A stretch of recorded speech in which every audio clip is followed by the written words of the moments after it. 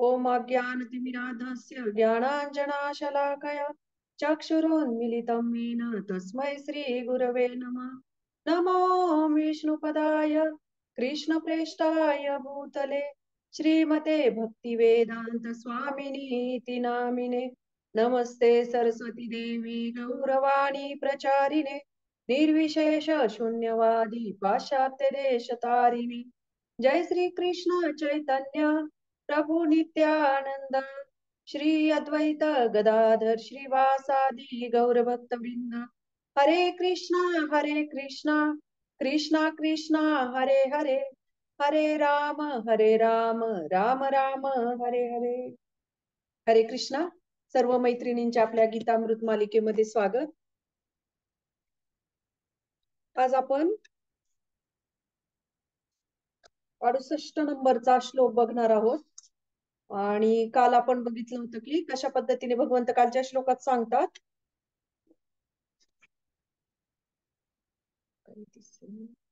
जो तप करीत नाही, जो भक्त नाही, भक्तीमध्ये संलग्न नाही, तसेच जो माझा द्वेष करतो त्याला हे परम गुह्य ज्ञान कधीही सांगू नये। म्हणजे भगवंत कोणालाही सांगू नये हे सांगत आहेत। आणि आजच्या श्लोकामध्ये अशा पद्धतीने जर केलं तर त्याचं काय फळ प्राप्त होऊ शकतं हे भगवंत आजच्या श्लोकामध्ये सांगत आहेत। य इदं परम गुह्यम मद मद्भक्तेद्व मी दास्यति भक्तिर्मयी परा कृत्वाम मामे वैद्यत्य संशया। जो मनुष्य भक्तांना हे परम गुह्य रहस्य सांगेल त्याला निश्चितपणे शुद्ध भक्ती प्राप्त होईल। अखेरीस तो माझ्याकडे परत येईल यात मुळीच संशय नाही। म्हणजे इथे ह्या कालच्या श्लोकामध्ये सांगताय की कोणाला सांगू नये, आणि इथे सांगताय की हे आपण कोणाला सांगितलं पाहिजे, आणि जर ते आपण ते केलं तर त्याचं फळ आपल्याला काय प्राप्त होईल। तर हे जे आता हे 3-4 जे श्लोक आहेत, म्हणजे हा 69वा श्लोक, परत हा 70, 71 या श्लोकामध्ये ना भगवंत ह्याचं फळ काय प्राप्त होऊ शकतं हे सांगत आहेत। तर आता या श्लोकामध्ये भगवंत म्हणतात की हे परम गुह्य ज्ञान, म्हणजे याच्यामध्ये 3 गोष्टी सांगतात की हे परम गुह्य ज्ञान रहस्य जो भक्तांना सांगेल त्याला काय होईल, शुद्ध भक्ती प्राप्त होईल। आणि दुसरी गोष्ट म्हणजे तो मला येऊन प्राप्त होईल, माझ्याकडे येईल। आणि याच्यामध्ये शेवटचं वाक्य भगवंत म्हणत आहेत की यात मुळीच संशय नाही। आता बऱ्याच वेळा संशय नाही हे जाणीवपूर्वक भगवंत या श्लोकामध्ये आपल्याला सांगत आहेत। बऱ्याच वेळा असं होतं ना की आपल्याला एखाद्या गोष्टीवर विश्वास नसेल, संशय येत असेल, आणि जरी समोरची व्यक्ती ती व्यक्ती विश्वासू असेल आणि ती एखादी गोष्ट करू शकत असेल, परंतु आपला त्याच्यामध्ये संशय येत असेल आपल्याला की अरे अरे आपल्याला ही हे करू शकते का, मदत करू शकते किंवा मार्गदर्शन करू शकते का, थोडा जरी संशय आला तरी काय होऊ शकतं, आपली श्रद्धा तिथे डळमळीत होते। म्हणून जिथे विश्वास आहे ना तिथेच आपण ती गोष्ट करू शकतो। म्हणून इथे भगवंत काय सांगत आहेत की आपली श्रद्धा म्हणजे आपल्याला खरंच की अरे भगवंत इथे सांगतायत की माझं परम गुह्य ज्ञान जर मी सांगितलं कोणाला तर तो माझ्याकडे येईल आणि मला प्राप्त होईल। मग भगवंत पुढे काय म्हणत आहेत, यात मुळीच संशय नाही। हे भगवंतांचं वचन आहे। जर आपल्यासारख्याच्या व्यक्तीने म्हटलं तर ठीक आहे की त्याच्यावर विश्वास ठेवू, आपण बद्ध जीव आहोत, परंतु इथे साक्षात भगवंत सांगत आहेत की हे माझं वचन आहे आणि यात मुळीच संशय नाही, म्हणजे याच्यात कुठलीच शंका घेण्यासारखं नाही। बघा, विचार करा की भगवद्गीतेमध्ये भगवंत किती म्हणजे आपल्यासारखे कलियुगातले असे बद्ध जीव आहोत, भगवंतांनी कुठेतरी वाटलं असेल की या लोकांचा पटकन विश्वास बसणार नाही, म्हणून भगवंत स्वतः सांगत आहेत की यात मुळीच संशय नाही। म्हणजे हा जो श्लोक आहे तो एका प्रचारकाला लागू आहे खर तर हा श्लोक। म्हणजे भगवद्गीतेचा प्रचार हा कसा करावा, परम गुह्य ज्ञान। मग आता इथे बघतो आपण की हे परम गुह्य ज्ञान आहे, भगवंत म्हणतायत ते की आता हे परम गुह्य ज्ञान म्हणजे आता हे सांगतायत सगळ्यांच्या समोर आणि तरी त्याला गुह्य ज्ञान म्हणत आहेत। आता तिथे किती भगवद्गीता ऐकताना देवी देवता ऐकत होते, भगवद्गीता जेव्हा सांगत होते भगवंत, त्या कुरुक्षेत्राच्या रणभूमीवर किती सैनिक होते ते सगळे ऐकत होते। दुर्योधन धृतराष्ट्र ऐकत होता, संजय ऐकत होता, हे सगळे पात्र आपण बघू शकतो की सगळेजण भगवद्गीता ऐकत होते। आणि तरी भगवंत काय म्हणत आहे तिथं की हे परम गुह्य ज्ञान आहे। मग आता एखादी बातमी आहे आणि ती व्यक्ती म्हणते की नाही, एखाद्या समजा आता न्यूज चॅनलला आली सगळीकडे बातमी आणि सगळ्या चॅनलवर चालते की मी हे एकदम कॉन्फिडेन्शियल सांगत आहे, एकदम गोपनीय आहे, हे कुणाला सांगू नका, हे कुणाला हे करू नका असं म्हणताय आणि ती व्यक्तीच सगळ्यांना सांगती, सगळ्या चॅनलवर त्या बातम्या येतात. तर आपण काय म्हणू? आपण म्हणू अरे सगळीकडे तिंडोरा पिटतोय आणि हीच व्यक्ती म्हणते की कोणाला सांगू नका. साधी गोष्ट सिंपल की आता आपल्याविषयी काही एखादी गोष्ट आहे की जी एकदम अशी आपल्याला कोणाला शेअर करायची नाही आणि आपण मात्र ती जवळ आली, सांगू नका बरं का कोणाला, मी तुम्हाला सांगते परत तिसऱ्या व्यक्ती सांगू नका बरं का कोणाला, ती व्यक्ती परत 10 व्यक्तींना असं करत करत ते स्प्रेड होतं आणि मग कुणीही म्हणू शकतं अरे ही व्यक्ती अशी म्हणते स्वतःच 10 लोकांना सांगत सुटलीये. म्हणजे याचा अर्थ काय की आपला विश्वास बसत नाही याच्यावर. मग भगवंत पण इथे सांगतायत, भगवद्गीता सगळ्यांना सांगतायत. आता आपल्या पण समोर आहे भगवद्गीता, तरी भगवंत म्हणतात की हे परमगुह्य रहस्य आहे. आता हे काय रहस्य असं आहे की जे भगवंत म्हणतात की आपल्याला वाचून पण समजणार नाही किंवा काहीच समजणार नाही. जसं भगवद्गीतेमधले 700 श्लोक आहेत. जर कुणी एखादा व्यक्ती म्हणत असेल की अरे 700 श्लोक मला सगळी भगवद्गीता एकदम येते, सगळे तात्पर्य त्याच्यामध्ये काय म्हणतात प्रत्येक श्लोकामध्ये ते ज्ञान मला आहे, पण तरी पण भगवंत काय म्हणतात की हे गुह्य ज्ञान आहे, गुह्यच नाही परम गुह्य. तर याच्यामध्ये ना हा एक भगवंत म्हणजे ह्याच्यामध्ये आपण समजून घेऊ शकतो की हे परमगुह्य का आहे.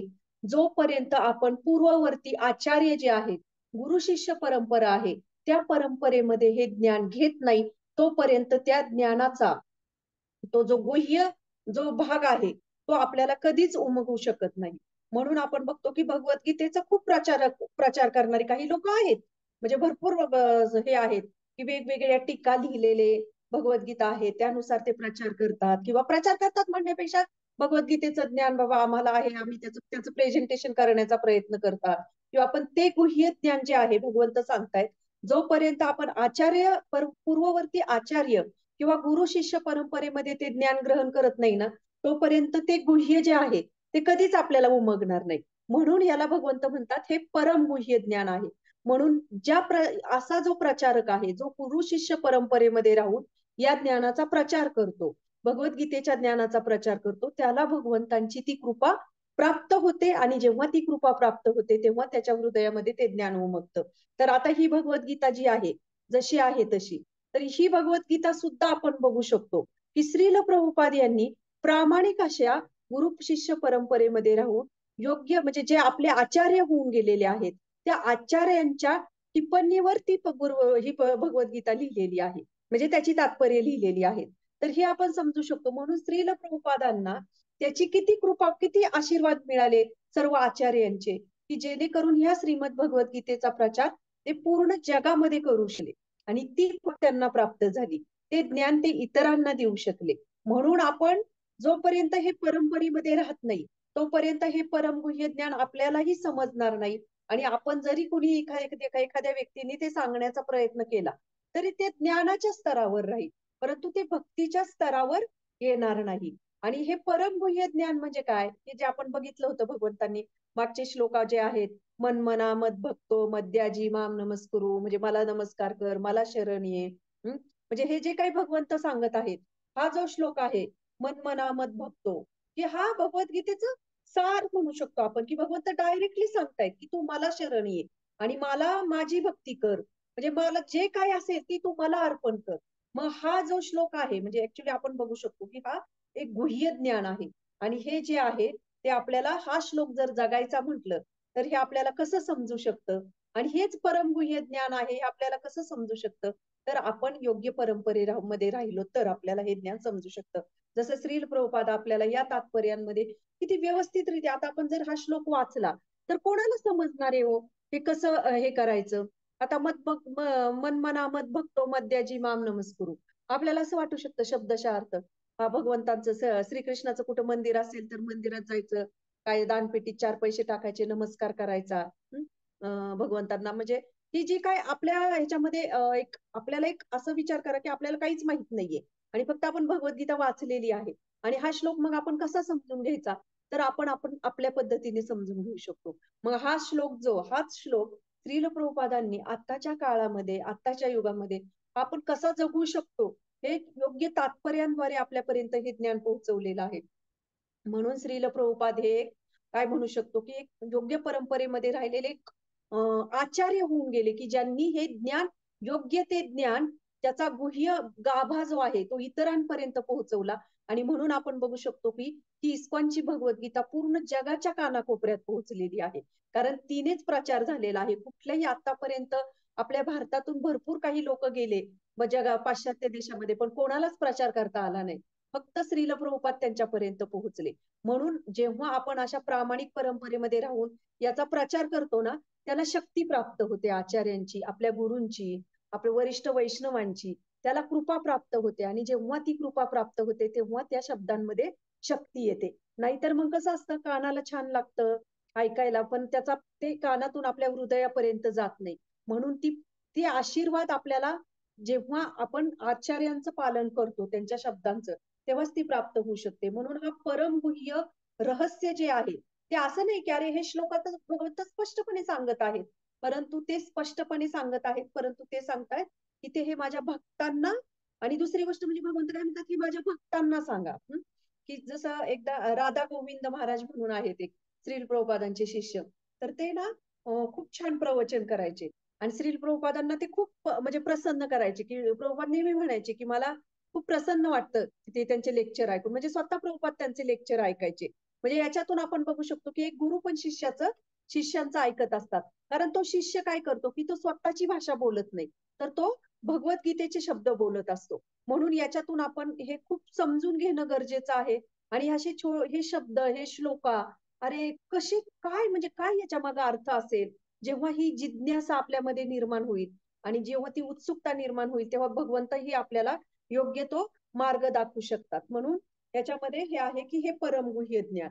आणि दुसरं म्हणजे हे आध्यात्मिक जीवन जे आहे, की हे ज्ञान जे आहे किंवा कुठलंही आध्यात्मिक जीवन, कुठलीही गोष्ट असती, ती साधनेनेच आपल्याला प्राप्त होत असते. मग आध्यात्मिक जीवन म्हणजे एक अभ्यास आहे, अभ्यास. आपण म्हणू शकतो जेव्हा ते आध्यात्मिक जीवनामध्ये काही अभ्यास करतो, काही साधना करतो, त्याच्यामधून जे काही सुख आपल्याला प्राप्त होतं, त्याची जी अनुभूती होती, ती म्हणजे इतकी अलौकिक आहे, दिव्य आहे ती. आणि ती कधीही नष्ट न होणारी आहे. जसं आपण आपल्या जीवनामध्ये जगताना काही सुख आपल्याला प्राप्त होतं, तर ते काही काळापुरतं असतं. काळाच्या नुसार सुख येतात, दुःख जातात. परंतु हे जे आध्यात्मिक जीवनाची जी अनुभूती आहे आनंदाची, ती कशी प्राप्त होऊ शकते? ती आपल्याला आपल्या अभ्यासातून प्राप्त होऊ शकते. आपल्या साधनेतून प्राप्त होऊ शकते. जसं आपण जर रोज हरिनाम घेतलं, रोज हरे कृष्णा, कृष्णा कृष्णा हरे हरे, हरे राम, राम राम हरे हरे, या महामंत्राचा जप सुरू केला, तर ती एक आपली रोजची साधना बनून जाईल. जसं आपल्याला जर शरीराची म्हणजे तब्येत कमवायची असेल, आपण जर प्राणायाम करत असेल, तर असं होईल का की अरे मला आज वेळ आहे, मी आज केलं, परत 4 दिवस नाही करणार, 8 दिवस नाही करणार, 15 दिवसांनी मी 1 तासभर प्राणायाम करेल. त्याचा उपयोग आहे का आपल्या शरीराला? तर नाही. त्याला त्याच्यासाठी काय करावं लागेल, भले 15 मिनिटं का होईना करा, पण रोज केलं पाहिजे, सातत्य त्याच्यामध्ये असलं पाहिजे. तसं शास्त्रांचा अभ्यास आपण रोज केला पाहिजे. काही मिनिटं काय, काही काही 10 मिनिटं, 15 मिनिटं, 20 मिनिटं, जे काही शक्य असेल, रोज एक भगवद्गीतेचं वाचन, काही भागवतमचं वाचन, श्रील प्रभुपादांच्या पुस्तकांचे 4 पानं, हे जेव्हा रोज रोज दैनंदिन आपली ती क्रिया बनून जाईल, तेव्हा त्याला म्हणतात ती साधना आणि ती तपश्चर्या. आणि याच्यातून आपल्याला ती दिव्य ज्ञानाची, आनंदाची अनुभूती प्राप्त होऊ शकते. आणि दुसरी गोष्ट म्हणजे हे जेव्हा ज्ञान प्राप्त होतं, तेव्हा मग आपल्याला ह्या भौतिक जीवन म्हणजे किती अनिश्चित आहे आपलं सांसारिक जीवन, आणि कधीही कुठल्याही क्षणाला काय होऊ शकतं, कुठलंही संकट येऊ शकतं. मग ते आजारपणाच्या रूपाने, नातेसंबंध ब्रेक होण्याच्या रूपाने, किंवा काही कुठल्याही म्हणजे मृत्यूच्या रूपाने, कुठल्याही रूपामध्ये येऊ शकतं. मग तेव्हा आपल्याला त्याची जाणीव होऊ शकते. ही जाणीव कधी होते? जोपर्यंत आपल्याला आध्यात्मिक ज्ञानाची प्राप्ती आपण करत नाही आणि त्या आनंदाची अनुभूती करत नाही, तोपर्यंत आपल्याला आपलं जीवन किती अनिश्चित आहे आणि किती संकटांनी एकदम हेरून गेलेला आहे, तोपर्यंत आपल्याला त्याची कधीच जाणीव होऊ शकत नाही. एकदा ना एक माताजी होत्या, खूप छान भक्त आहेत. मी हे ऐकलं होतं एका भक्तांच्या लेक्चरमध्ये ही गोष्ट. तर ते त्यांना विचारतात, म्हणजे त्यांचं नुकतंच बाळ झालेलं होतं. तर ते त्यांना म्हणतात की, विचारतात आपण कसं एखादी आपण सगळ्या माताजी आहोत, त्यामुळे आपल्याला माहित आहे की एखाद्या माताजींची डिलिव्हरी झाली किंवा काय झालं, तर ते कसं असतं ना, ते बाळ, ती आई, म्हणजे ते पूर्ण 2-4 महिने ते त्याच्यातच गुरफटून गेलेली असती. तर ते तसं त्या माताजींचं झालेलं होतं. खूप छान भक्त त्या.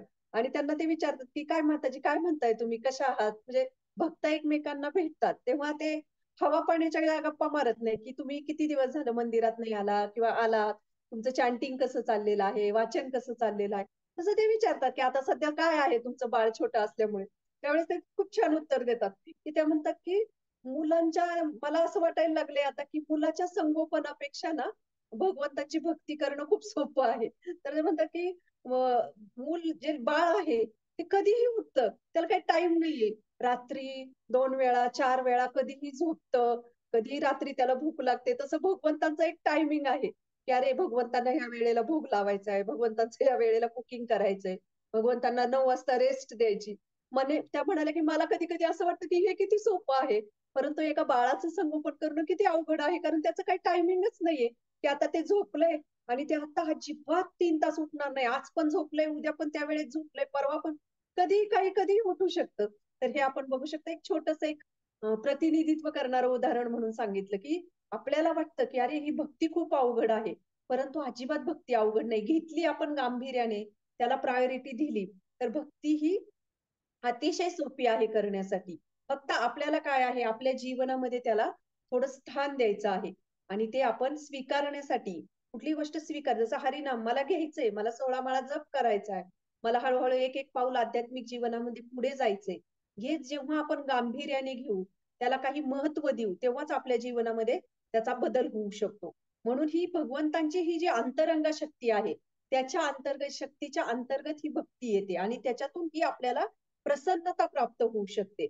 म्हणून भगवंत सांगतायत, की असं हे गुह्य ज्ञान आहे, ते माझ्या भक्तांना सांगा. म्हणजे भगवंत सांगतायत, की याचा प्रचार करणं गरजेचं आहे आणि हे इतरांना सांगायला पाहिजे. म्हणजे ते म्हणतात ना, "ईज वन प्रीच वन." म्हणजे एका व्यक्तीला सांगितलं, ती दुसऱ्या व्यक्तीला सांगेल, दुसरी व्यक्ती तिसऱ्या व्यक्तीला सांगेल. जसं आता आम्ही भगवद्गीता कोर्स आयोजित करत असतो, की आता एक व्यक्ती, आता माझ्या कॉन्टॅक्टमधून मला जर कोणाला बोलवायचं म्हटलं, तर मी किती जणांपर्यंत पोहोचू शकेल हो? आता एका गीता कोर्सला 5 जणींना बोलवेल, म्हणजे दुसऱ्या गीता कोर्सला 10 जणींना बोलवेल, तिसऱ्याला 15 जणींना. पण चौथ्या वेळेस कुठेतरी माझा तो हे संपेलच ना. एक व्यक्ती किती लोकांपर्यंत जाऊन पोहोचू शकते. परंतु एक भगवद्गीता कोर्स झाला. त्यातल्या एका माताजींना आपण सांगितलं, की तुम्ही तुमच्या ओळखीच्या 10 माताजी आणा. तिसरी माताजी असतील त्यांना सांगू शकतो आपण, तुम्ही तुमच्या ओळखीच्या 5-6 माताजी आणा. म्हणजे ही झाली साखळी पद्धत. तर अशा पद्धतीने आपण जेव्हा प्रचार करतो, तेव्हा तो प्रचार खूप प्रभावशाली ठरू शकतो. म्हणून भगवंत इथे सांगत आहेत, की तुम्ही भक्तांना प्रचार करा. अशा पद्धतीने कालच्या श्लोकामध्ये भगवंत म्हणतात, की तुम्ही अभक्तांना प्रचार करू नका. म्हणजे जे लोकं भक्तीमध्ये नाहीत, भक्तीमध्ये संलग्न नाहीत आणि सगळ्यात महत्वाचं म्हणजे जे माझा द्वेष करतात. मग आता सगळ्यांच्या भगवंत आता आपल्याला सगळ्यांच्या समोर पहिला भाग बघितला, की सगळ्यांच्या समोर भगवंत आपल्याला सांगतायत भगवद्गीता आणि वर परत काय म्हणतायत, की कोणाला की हे गुह्य ज्ञान आहे आणि हे याला सांगा, त्यांना नका सांगू. मग हा फरक आपण बघितला, की भगवंत मग हे श्लोका शब्दशः अर्थ आपण घेऊ शकतो का? असं जर असतं तर मग हा श्लोक भगवंतांनी इथे नसता सांगितला. मग हा श्लोक इथे सांगितला असता. असं आहे का? पूर्ण भगवद्गीता भगवंत इथे सांगत आहेत. परंतु एक एक ज्ञान असं सांगतं, की एकाला सांगा, दुसऱ्याला सांगू नका. म्हणजे हा विरोधाभास भगवंतांनी का ठेवला असेल? काय वाटत असं का वाटत असेल? कुणाला जर काही सुचत असेल तर प्लीज तुम्ही टेक्स्ट मेसेजमध्ये पण सांगू शकता. की का बरं भगवंत असं करत असतील? की ह्याला सांगा, त्याला भगवंत तर म्हणतायत, की माझ्या ज्ञानाचा प्रचार करा. म्हणजे श्रीमद भगवद्गीतेचा आपण प्रचार केला पाहिजे. मग इथे भगवंत हे पण सांगतायत आणि परत इकडे सांगतात, की याला सांगू नका, त्याला सांगा. मग आता प्रचार भक्तांमध्ये तर भक्त डिस्कशन करणारच. भक्तासाठी भगवद्गीता सांगणं सोपं आहे ना. जसं आता आपण रोज एकत्रित आपण गीतामृत वाणी ऐकतो. तर आपल्यासाठी सोपं आहे ना. त्याच्यात जर आपल्याला कोणी एखादी नवीन मैत्रीण बोलवायची असेल, तुम्ही अनुभव घेतला असेल कदाचित. किती अवघड असतं ना तिला. हां, 2 वाजता असं लेक्चर आहे बरं का. खूप छान सांगतात भगवद्गीतेवर. तुम्ही या जॉइन करा. किती अवघड असतं ना त्या व्यक्तीला तिथपर्यंत येणं. म्हणजे त्या मोबाईलमध्ये तासंतास आपण घालवतो. पण त्या लिंकवर फक्त क्लिक करायचं आहे आणि क्लिक करून आपल्याला लेक्चरला जॉइन करायचं आहे. परंतु ते होतं का? नाही होत. त्याच्यासाठी किती प्रयत्न करावे लागतात. अशा कितीतरी माताजी, कितीतरी भक्त तुम्हाला सांगू शकतात अनुभव. एकेका व्यक्तीवर काही-काहींनी वर्ष-वर्ष, 2-2 वर्ष एनर्जी टाकलेली असती. तेव्हा कुठे ती व्यक्ती हळू-हळू कृष्ण भावनेमध्ये येते. मग हा जो प्रचार तर करायचा आहे आणि भगवंत सांगतात, की भक्तांना सांगा, याला सांगा, त्याला नका सांगू. मग याच्या मागचा उद्देश भगवंतांचा काय असू शकतो? भगवंत असं का म्हणतात? तर याच्या मागे एक कारण आहे, की जेव्हा नॉन डिव्होटीज म्हणजे जे भगवंतांचा द्वेष करतात, अशा लोकांना जेव्हा भगवद्गीतेचं ज्ञान सांगितलं जातं, म्हणजे भगवद्गीता सांगितली जाते, तेव्हा ते ऍक्सेप्ट करत नाहीत. आणि कुठेतरी काय होतं, ऍक्सेप्ट नका का करीना, परंतु ते भगवंतांविषयी अपशब्द बोलतात. अपशब्द बोलतात आणि याच्यातून काय होतं, त्यांच्या प्रती त्यांच्याकडून भगवंतांप्रतीचा अपराध होतो. आणि तो जर अपराध झाला तर मग त्यांच्यावरची जी काही थोडीफार कृपा असू शकते किंवा मिळू शकते त्यांना, तर ती आशाही त्यांची संपुष्टात येऊ शकते. जर भगवंतांना तर सगळ्यांना आणायचं आहे त्यांच्या चरणांकडे. भगवंत सांगतायत की प्रचार करा. जो प्रचार करतो भगवद्गीतेच्या वाणीचा, तो मला त्याच्यासारखा मला कुणीच प्रिय नाहीये. भगवंतांचे हे स्पष्ट शब्द आहेत. आणि इथे मात्र भगवंत सांगतायत की त्यांना सांगू नका. तर त्याच्या मागचं कारण असं आहे की जेव्हा एखादी व्यक्तीला आपण सांगतो, ती व्यक्ती त्याला दुर्लक्षित करते किंवा काहीतरी चुकीचा विचार करते, भगवंतांविषयी अपशब्द बोलते, तर त्याच्यावर काय होतं, तो एक त्याचा अपराध होतो आणि त्याच्यावरची ती कृपा निघून जाते, जी भविष्यात त्याला मिळणार असेल. कारण भगवंतांना काय करायचं, एक वेळेस इनोसंट लोक असतात की जे द्वेष पण करत नाहीत, प्रेम पण करत नाहीत, ऍटलिस्ट ते द्वेष तरी करत नाहीत त्या गोष्टींचा. तर त्याच्यावर आशा असते. पण जेव्हा एखाद्या गोष्टीचा अपराध होतो ना, तर त्या अपराधापासून ती व्यक्ती अजून त्या गोष्टीपासून, त्या ज्ञानापासून वंचित होऊ शकते. आणि भगवंतांना तर सगळ्यांना त्यांच्यापर्यंत पोहोचवायचं आहे. म्हणून भगवंत सांगतात की अशा लोकांना सांगू नका, की जेणेकरून त्यांचे भगवंतांप्रतीचे अजून अपराध होतील. श्रील प्रभुपादांची एक स्टोरी त्या दिवशी मला आठवत नाही कोणाच्या लेक्चरमध्ये सांगितलेली. बहुतेक तरी श्रीमान नंददुलाल प्रभू जे असतील किंवा अजून मला एक्झॅक्ट आठवत नाही. मला बऱ्याच वेळा स्टोरी आठवतात पण कुठे ऐकलं ते लक्षात येत नाही. तसं त्या दिवशी ते सांगत होते की प्रभुपादांचे एक शिष्य होते आणि त्यांनी प्रभुपादांना काहीतरी प्रश्न विचारला, बहुतेक लग्नाविषयी. मी लग्न करतोय किंवा असं काहीतरी तो प्रश्न होता, करू का असं काही. तर प्रभुपाद सांगतात की हो तू कर, असं प्रभुपाद सांगतात. आणि मग बाकीचे शिष्य म्हणतात की तुम्ही अशी का त्यांना आज्ञा दिली, आज्ञा हे केलं. तर प्रभुपाद सांगतात की ऍक्च्युली मी जी काही त्याला आज्ञा दिली असती तर ती त्यांनी नाकारलीच असती, त्याला ती गोष्ट करायचीच होती. मग त्यांनी जर ती नाकारली असती तर त्याला गुरु, आणि मी जर त्याला सांगितलं असतं की अरे तू असं असं कर, आणि त्याला ती गोष्ट करायची नाहीये, आणि त्यांनी जर ती नाकारली असती तर त्याला गुरु अपराध लागला असता. गुरु अपराध म्हणजे काय, गुरूंची आज्ञा त्यांनी नाकारली, त्यामुळे गुरु अपराध त्याला लागला असता. आणि त्याचं त्याचं असं झालं असतं की भक्तीमध्ये ते पतन होऊ शकतं. पतन होऊ शकतं नाही, पतनच होईल गुरु आज्ञा नाकारल्यानंतर. मग त्याला ती गोष्ट करायचीच आहे, तर मग मी त्याला अजून कशाला त्याच्यात ढकलू, अजून त्याला खालच्या स्तरावर का नेऊ त्याला. म्हणून प्रभुपाद म्हणतात की त्याच्याकडून तो अपराध होऊ नये, म्हणून त्याला मी त्याच्या मनात जे आहे ते त्याला करायला सांगितलं. याच्यातून आपण बघू शकतो की गुरु हे किती करुणामय असतात आणि किती भक्ताची काळजी घेतात. किती त्याला म्हणजे कितीतरी त्याचे जन्म जन्म असतात, त्यांनी फिरून त्याला गुरु प्राप्त झालेले असतात. आणि अशा वेळेस एखाद्या व्यक्तीकडून जर गुरु अपराध होत असेल तर त्याचं पतन जे होईल, तर ते परत तो पतन झाल्यानंतर तो वरती येऊच शकत नाही. तर याला म्हणतात आचार्य आणि याला म्हणतात गुरु. अशा परंपरेमध्ये असणाऱ्या त्या गुरूंचं म्हणजे हे प्रभुपादांचं उदाहरण आपण बघू शकतो की हे किती करुणामय आहेत. मग तसं भगवंत सुद्धा इथे सांगत आहे की अशा लोकांना जेव्हा आपण हे करतो, गीतेचं ज्ञान सांगतो, तेव्हा काय होतं की ते हे करतात, म्हणजे त्याच्यात द्वेष करतात. आणि जसा ते द्वेष करतात तसा त्यांच्याकडून काय होतो, भगवंतांचा अपराध होतो. आणि कधी काळी कुठल्या आयुष्यामध्ये कुठल्या जन्मामध्ये त्यांना ती थोडीफार कृपा प्राप्त होईल, त्याच्यापासून पण ते वंचित होतात. आणि दुसरी गोष्ट म्हणजे भगवंत इथे आपल्याला एक सांगत आहेत की हे भक्तांना सांगायचं. तर हे का सांगतात, हे पण सांगतात की भगवद्गीतेची ज्ञान हे असं आहे की त्याचं जर समजा म्हणजे कुठल्याही गोष्टीची कशी असती ना, एखाद्या मी सुरुवातीलाच सांगितलं की आपल्याला त्याच्यावर श्रद्धा असली पाहिजे, आणि श्रद्धा असेल तर त्याच्यावर विश्वास बसतो, बरोबर. मग तसं भगवद्गीतेचं जे ज्ञान आहे, जर ते एखाद्या व्यक्तीला आपण सांगितलं आणि त्यांनी त्याचं पालन केलं नाही, म्हणजे आपण कसं म्हणतो की एखाद्याला प्रत्येकाला आपण सांगत चुकलोय की अरे भगवद्गीतेचं हे ज्ञान, आणि कोणीच ऐकत नाही किंवा कोणीच त्याला महत्व देत नाही, तर ते काय होतं, त्याच्यावरची श्रद्धा नष्ट होऊ शकते एखाद्याची. म्हणजे असं होऊ शकतं की अरे त्या भगवद्गीतेमध्ये काहीच शक्ती नाहीये. भगवद्गीतेमध्ये भगवद्गीतेमध्ये तेवढी शक्ती आहे, परंतु आपण चुकीच्या लोकांना सांगितल्यामुळे त्याचं काय होतं, त्याची व्हॅल्यू कमी होऊन जाते. आणि असं वाटतं की त्याची शक्ती नाहीशी होते, म्हणजे असं दिसतं की अरे ह्याचा काहीच उपयोग होत नाही, किती लोकांना आपण सांगितलंय. मग त्याच्यातून काय होऊ शकतं, श्रद्धा नाहीशी होऊ शकते. म्हणून त्याची व्हॅल्यू जी आहे, म्हणजे कुठली गोष्ट जे असते की आपल्याकडं एखादा हे असेल, डायमंड असेल किंवा गोल्ड असेल, तर आपण ते कसं असं सगळ्यांना दाखवत सुटतो का, किंवा आपल्या जीवनामध्ये कुठली काही एखादी गोष्ट झाली खूप अशी प्रायव्हेट ठेवायची, ती अशी ओपन करत सुटतो का आपण, कुणाला सांगतो का, पटकन सांगत नाही. म्हणजे साधारण उदाहरण आहे की एखादी आनंददायी गुड न्यूज आपल्या घरामध्ये आली कोणाची बहिणीच्या, ती पण आपण लवकर सांगत नाही का, तर नको कोणाची दृष्ट लागेल किंवा कोणाचं काय आताच कशाला सांगायचं. म्हणजे एखादी गोष्टी जेव्हा आपण हे करतो, त्याला प्रोटेक्ट करतो, ओपन करत नाही, तेव्हा त्याची शक्ती वाढते. जसं हिरा जर आहे, तो हिरा आपण बघतो की सोनं सराफाच्या दुकानात गेल्यानंतर कसा छान ग्लासमध्ये ठेवलेला असतो. आपल्याला घ्यायचा असेल तरच बघायला मिळतो तो. उगाचच फेरफटका मारायला गेलो आणि रोज जातोय आणि बघून असं होतं का? तर तिथे आपण तसं जाऊ शकत नाही. मग तसा हा जो डायमंड आहे, त्याचं व्हॅल्यू का आहे? कारण तो तिथे सराफाच्या दुकानामध्ये आहे. तो असं तुम्हाला रस्त्याला कुठे पण भेटणार नाही.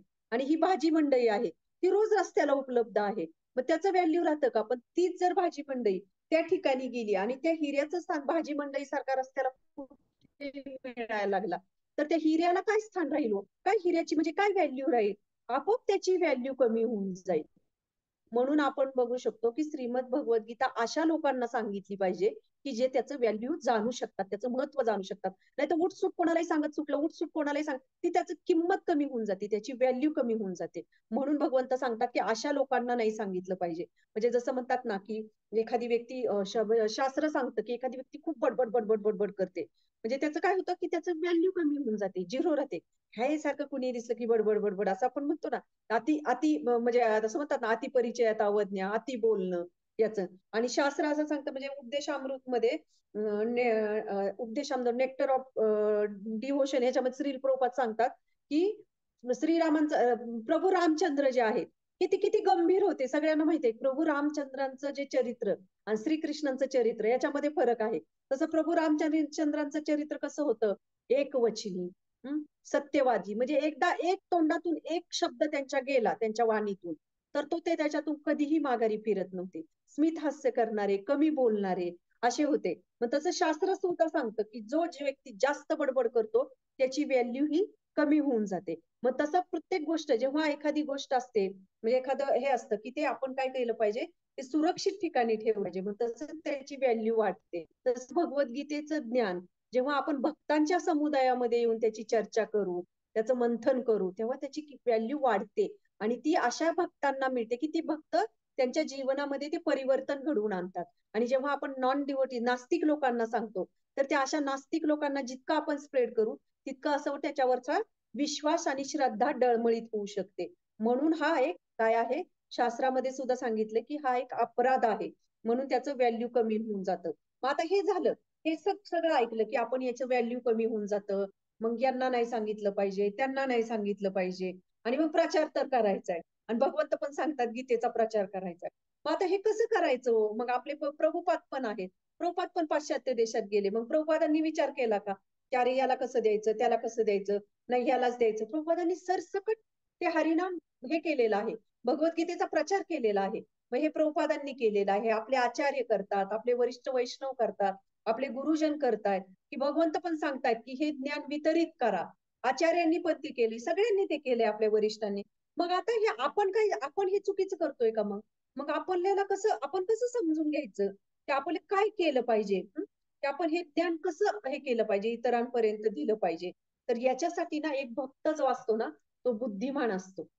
की तो बुद्धीने तो काम करतो की अरे ते पोचवायचंय पण, परंतु तो बुद्धीने काम करतो. आता तो कसं करतो की जसं आपण ह्याच्यातलं रामायणामधलं उदाहरण बघू शकतो की जेव्हा लंकेमध्ये हनुमानजींना म्हणजे हनुमानजींना सांगितलं जातं की सीतेचा शोध घ्यायचा आहे, तेव्हा हनुमानजी लंकेमध्ये जातात. लंकेमध्ये गेल्यानंतर त्यांना सीतेचा शोध लागतो. मग आता याच्यातून सीतामाईचा शोध लागल्यानंतर ते परत लगेच माघारी येऊ शकत होते ना हनुमानजी. त्यांचं काय, त्यांना आज्ञा काय होती? फक्त सीतामाईचा शोध घेणे एवढीच आज्ञा होती. आणि एवढी सीतामाईचा शोध घेऊन जेव्हा ते प्रभू रामचंद्रांकडे आले असते, तरी प्रभू रामचंद्र खुश झाले असते की ती कृपा त्यांना दिली असती, म्हणजे जी दिलेलीच होती. पण असं काही होतं का की त्यांना ती कृपा प्राप्त नसती झाली? त्यांना तेवढीच आज्ञा होती. परंतु जेव्हा हनुमानजी तिथे जातात आणि सीतामाईचा शोध लावतात, तेव्हा ते काय करतात? किती गोष्टी करून येतात तिथे. सगळ्या लंकेला आग लावून येतात, किती सगळं सगळं त्यांचं तिथं सगळं जाळपोळ करून येतात. म्हणजे त्याच्यातून आपण बघू शकतो की जेव्हा हनुमानजी रावणाच्या ह्याच्यात आले दरबारामध्ये, आणि जेव्हा ते म्हणतात की त्याची शेपटी पेटवून द्या, तेव्हा हनुमानजी अगोदर विचार करतात, तेव्हा ते शांत बसतात. तेव्हा शेपटी पेटवल्यानंतर मात्र ते काय करतात? पूर्ण लंकेचं दहन केल्यासारखं सगळं जाळून टाकतात. त्यावेळेस काय होतं की कापड पण रावणाचं, त्याला तेल आग लावायला काडीची पेटी पण रावणाची, तेल पण रावणाचं, आणि लंका जाळून टाकली ती लंका पण कोणाची? रावणाची. मग याच्यातून आपण बघू शकतो की हनुमानजी किती बुद्धिमान होते. म्हणजे त्यांना काही ती बाकीच्या आज्ञा सांगितल्या नव्हत्या किंवा बाकीच्या गोष्टी सांगितल्या नव्हत्या हे करायला. परंतु आपले स्वामी कसे प्रसन्न होऊ शकतात आणि ते प्रसन्न कशा पद्धतीने आपण ती सेवा अजून स्मार्टली करू शकतो, बुद्धी लावून करू शकतो. तर ही एखाद्या भक्ताची असणारी भक्ती आणि बुद्धिमत्ता आहे. जसं आता एखाद्या घरी प्रोग्राम असेल आणि त्या व्यक्तीला काहीच माहित नाही की कसं करायचं, पण तरी त्या व्यक्तीने हा तिथं एक तुमचं घर रिकामं ठेवा, एखादा हॉल द्या आम्हाला तिथं कार्यक्रमाला आणि नुसतं आपल्याला बोलवले आणि तिथं जागे अभावी आपण एखादा प्रोग्राम केला, पण त्या व्यक्तींनी तिथं एक्स्ट्रा पाण्याचा जार ठेवला, एखादा भगवंताचा फोटो आणून ठेवला, एखादा हार आणून ठेवला. ही गोष्ट त्या व्यक्तीला सांगितलेली नाही. आपल्याला किती आनंद होतो ना, अरे ह्या व्यक्तीने काही न सांगता आणलं. म्हणजे याच्यामध्ये काय आहे, तो भक्तिभाव पण आहे आणि तो दुसऱ्यांना देण्यासाठी काय आहे, ती बुद्धिमत्ता पण आहे. म्हणून आपण हे समजून घेऊ शकतो की एक भक्त जो आहे तो एक योग्य तो मूड भगवंतांचा जाणू शकतो. जसं श्रील प्रभुपाद आहेत, त्या प्रत्येक श्लोकामागे भगवंतांचा काय विचार आहे, भगवंताचा काय मूड आहे, ते आपल्याला भगवंत ह्या भगवद्गीतेमध्ये तात्पर्यांमध्ये आपल्याला प्रत्येक शब्द प्रभुपादांचा एका म्हणतात ना, काय म्हणू शकतो की तो शब्द आपल्याला भगवंत देतायत, ते वितरित करतायत प्रभुपाद. म्हणून एक भक्त असतात ना, प्रामाणिक भक्त जे आचार्य, ते मूड तो समजतात. भगवंतांची इच्छा काय आहे, भगवंत काय म्हणतायत, म्हणजे भगवंत सांगतायत की हे असं करा, हे असं नका करू. मग हे शब्दशः तो अर्थ काय आहे किंवा प्रॅक्टिकली जगण्यासाठी आपण काय करू शकतो. तर हे भक्त जो असतो, जो आदर्श भक्त असतो, तो जाणू शकतो की भगवंतांची शब्द आणि भगवंतांची इच्छा या दोन्ही गोष्टी समजून घेणे. जसा एक श्लोक आहे भगवद्गीतेमध्ये, युक्त आहार विहारस्य, म्हणजे ज्याच्यामध्ये कसा आहार घेतला पाहिजे, कसं झोपलं पाहिजे, कसं राहिलं पाहिजे, हे भगवंत सांगतात. मग आता आपण म्हणू का, नाही नाही, मी आता सांगितलं 9 वाजता झोपणार, मी 6 वाजता उठणार, मी 5 वाजता उठणार, मी वेळेत खाणार, मी हे करणार. ही भौतिक गोष्ट झाली हे करताना. परंतु त्याच्या मागचा गुही अर्थ भगवंत काय सांगतायत, की त्याच्यामध्ये आपण वेळच्या वेळेवर गोष्टी करून जास्तीत जास्त वेळ वाचवला पाहिजे आणि जास्तीत जास्त आपण भगवंतांची भक्ती करण्यासाठी तो वेळ दिला पाहिजे. जसं गोस्वामी आहेत, त्यांचं आपण बघू शकतो की त्यांचं जीवन कसं होतं, किती कमी खायचे ते आणि किती कमी गरजा होत्या त्यांच्या, आणि म्हणून ते आज इतकं मोठं परंपरेमध्ये इतकं इतकं मोठं कार्य ते करून गेले. कारण आपल्या भौतिक गोष्टींच्या जरा थोड्या प्रायोरिटी, म्हणजे जे काही प्राथमिक आहे ते केलं पाहिजे, परंतु त्याच्यामध्ये अति त्या गोष्टींमध्ये न जाता प्राथमिक ज्या गोष्टी आहेत त्याच्यासाठी त्या केल्या पाहिजेत आणि उरलेला वेळ काय केला पाहिजे, आपण भक्तीसाठी दिला पाहिजे. जसं एकादशी असते, एकादशी आता उद्याच एकादशी आहे, उद्या सगळ्यांनी नक्की जपाला पण जॉईन करा. उद्या आनंद दुलाल प्रभूजींचा पण जपा असतो. तर हे एकादशीचं काय आहे की ह्या एकादशीच्या दिवशी जास्तीत जास्त इंद्रिय संयम करणं, इंद्रिय निग्रह करणं आणि जास्तीत जास्त भक्तीसाठी, साधनेसाठी आपला वेळ काढणं हे अपेक्षित आहे. तसा हा श्लोक म्हणजे काय आपल्याला असं नाही शिकवत की अरे मला तब्येत कमवायची, मग माझं हे करायचं. तर त्याच्यातून भगवंत आपल्याला सांगत आहेत की आपण योग्य आहार विहार करणं म्हणजे काय, की आपण कशा पद्धतीने खूप त्याच्या आहारी न जाता त्या त्या गोष्टी एका प्रमाण ह्याच्यामध्ये राहून अगदी प्राथमिक स्तरावर त्या गोष्टी करून आपला जास्तीत जास्त वेळ आपण काय केला पाहिजे, भक्तीसाठी दिलेला पाहिजे. 6व्या अध्यायामध्ये पण भगवंत म्हणतात की सतत माझं कीर्तन करा. आता हे कीर्तन करायचं म्हणजे काय, की असं थोडंच की आता बसायचं हरिनाम, मी 8 तास फक्त जपच करणार, मी फक्त कीर्तनच करणार. तर नाही, भगवंत काय सांगत आहेत की हा आहार विहारस्य म्हणजे ह्याचा बॅलन्स करणं आणि आपल्या भक्तीचा, ह्या दोन्हीचा गोष्टींचा बॅलन्स करणं. तर ह्या गोष्टी जेव्हा आपण त्याची प्रॅक्टिस आपल्या जीवनामध्ये करतो, म्हणजे या गोष्टी किती प्रमाणात कराव्यात, याला किती वेळ द्यावा. आपण जर एखादी गोष्ट इतकी फार आपला जीव जाईपर्यंत करतोय आणि इकडे मात्र कशालाच वेळ देत नाही, आपल्याला प्रचाराला वेळ मिळत नाही, आपल्याला भगवंताची सेवा करण्यासाठी वेळ मिळत नाही, मग त्या गोष्टींचा करण्याचा उपयोग काय. तर त्याचा बॅलन्स करणं, त्याचा समतोल करणं, तर हे भगवंत आपल्याला अशा ह्या श्लोकांमध्ये सांगत आहेत आणि त्याच्यातला अर्थ फक्त आपल्याला आचार्यच सांगू शकतात, दुसरं कोणी सांगू शकत नाही. म्हणून भगवंत सांगतात की पहिली गोष्ट म्हणजे हे सगळ्यांना का नाही दिलं पाहिजे, दुसरी गोष्ट म्हणजे याच्यातून अपराध होऊ शकतो आणि नंतर त्याची काय होती, व्हॅल्यू कमी होऊ शकते. म्हणून पृथू महाराजांचं सुद्धा एक शेवटचा आता 2-3 मिनिटात मी संपवते की पृथू महाराजांची खूप छान स्टोरी आहे श्रीमद भागवतम मध्ये, की त्यांना ना अश्वमेध यज्ञ करायचा होता आणि त्या यज्ञामध्ये म्हणजे अश्वमेध यज्ञ पूर्ण झाला की ते पूर्ण पृथ्वीचे सम्राट बनतात. तर त्यांनी एक घोडा सोडला आणि त्याच्यातून इंद्राला एक असुरक्षितता निर्माण झाली की अरे आता याचा यज्ञ जर संपुष्टात आला तर हे सगळ्यात मोठे पुण्य कमवतील आणि माझं पद ह्याच्यात धोक्यात येईल. तर नेहमी इंद्राचं ते एक भीती असते. मग इंद्र तो घोडा पळवतो आणि इकडे ब्रह्मा येतात आणि ते पण पृथ्वी महाराजांना सांगतात की तू काही रिझन देतात. तर ते सांगतात की तू हा यज्ञ करू नकोस म्हणून. आणि मग ते लगेच ते यज्ञ थांबवतात.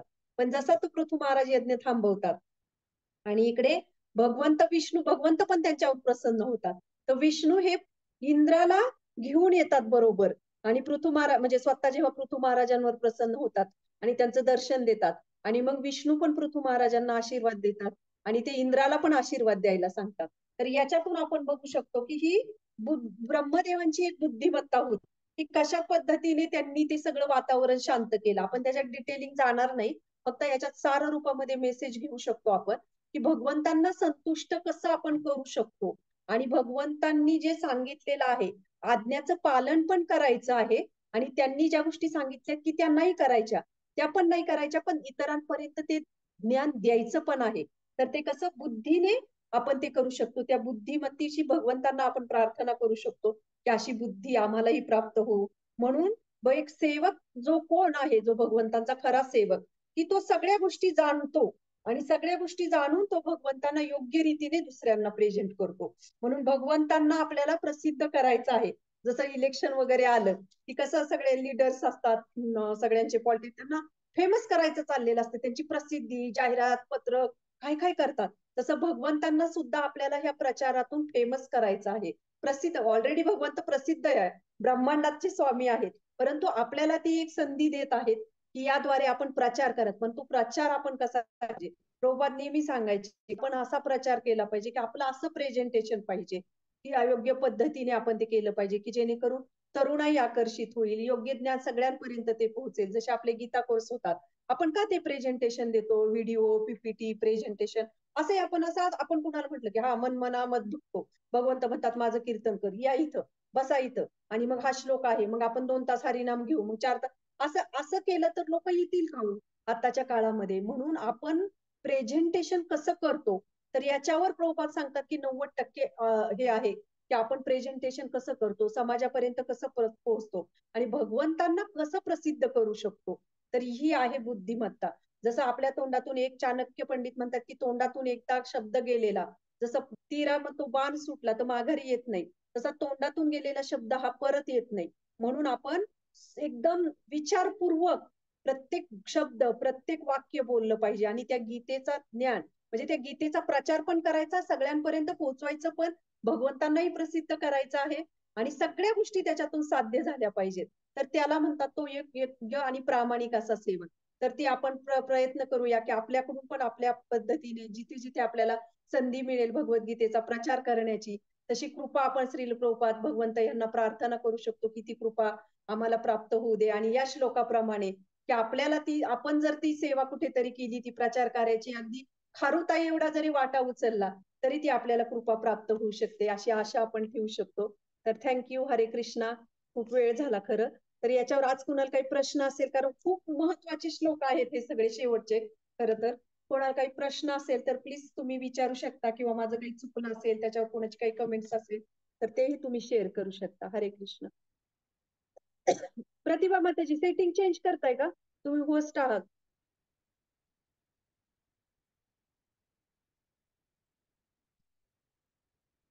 जसं बुक डिस्ट्रीब्युशन असल्यानंतर भक्त कसे एकदम आयडिया लावून लावून प्रचार करतात, भगवद्गीतेचा प्रचार करत असतात, इथं असं केलं की तिथं होईल, तिथं जास्त पुस्तकं जातील. तर हे जे करतात ते खरं म्हणू शकतो की एक आपण बुद्धिमत्ता वापरून भगवंतांची सेवा करणे. हा हरी बोल. लयच हरी पळापळी बोल सारखी माताजी. इकडे जाऊ दे. काय तर हरी बोल माताजी. खूप खूप धन्यवाद, एवढं छान लेक्चर दिलं तुम्ही. थँक्यू माताजी. बोला बोला. फास्ट झालं नंतरच, जरा स्पीड मध्ये खूप लेट झालं खरं. कोणाला प्रश्न आहेत का, नसतील तर मग आपण थांबूया. आज गुरुवार आहे ना, शुक्रवारचा. आणि याच्या पुढचा श्लोक पण सुंदर आहे. त्याच्यात भगवंत म्हणतात की त्याच्यापेक्षा मला अधिक प्रिय असा कोणीही सेवक या जगामध्ये नाही, तसेच त्याच्यापेक्षा प्रिय असा कधी कोणी होणार नाही. म्हणजे किती सुंदर श्लोक आहे. भगवंत स्पष्टपणे सांगतात की जे भगवंतांच्या भगवद्गीतेचा ज्ञानाचा प्रचार करतात, त्या प्रचार कार्यामध्ये सहभागी होतात, त्याच्या इतका प्रिय मला अख्ख्या जगामध्ये कोणी होणार पण नाही आणि नाही पण. तर नक्की जॉईन करा. आता रविवारी असेल आपला हा. तर थांबूया मग माताजी, काही कोणाला प्रश्न नसतील तर.